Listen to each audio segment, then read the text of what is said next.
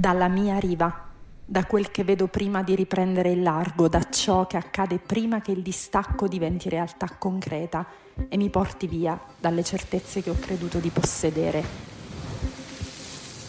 Da me arriva è il prezzo che paga il marinaio nel suo peregrinare, è la malinconia che cresce man mano che la riva gioca a nascondino con le onde, fino a scomparire dietro l'orizzonte. Siamo partiti con Creusa de Mar e ci siamo allontanati sfidando ogni onda del Mediterraneo, riconoscendo nell'incertezza della navigazione la sicurezza di ritrovarci simili coi nostri simili. Nell'ipocrisia, nell'amore, nella voglia di andare e nel desiderio di tornare. Ora siamo alla fine di questo viaggio. L'ultimo brano dell'album è un'ode al distacco, una canzone carica di suggestione e malinconia. L'uomo saluta la sua donna, la sua certezza e l'immagine del pensarti contro sole rafforza il concetto del distacco, del guardare da lontano. Lei guarda più a largo del dolore mentre appunto ci si sposta verso il largo. Dice De André nello speciale Mixer del 1984. Della compagna della vita resta al marinaio soltanto una fotografia di quando lei era ancora ragazza. Una fotografia sbiadita in fondo ad un berretto nero per poter baciare ancora Genova sull'immagine di una bocca che io definisco in naftalina.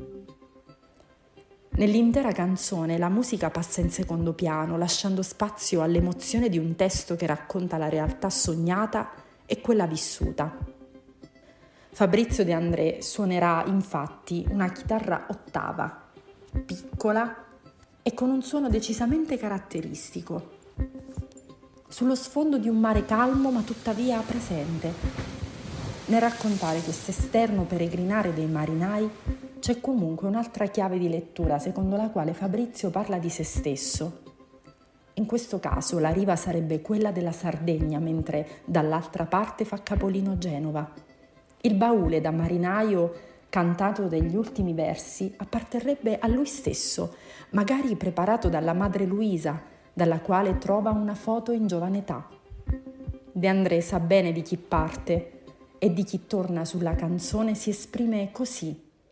Quando un navigante abbandona la banchina del porto della città in cui vive, arriva il momento del distacco dalla sicurezza, dalla certezza, sottospecie magari di una moglie custode appunto del talamo nuziale, agitante un fazzoletto chiaro e lacrimato dalla riva, il distacco dal pezzetto di giardino, dall'albero del limone e, se il navigante parte da Genova, sicuramente dal vaso del basilico piantato lì sul balcone, a far venire appetito agli altri, a quelli che restano, ai disertori del mare.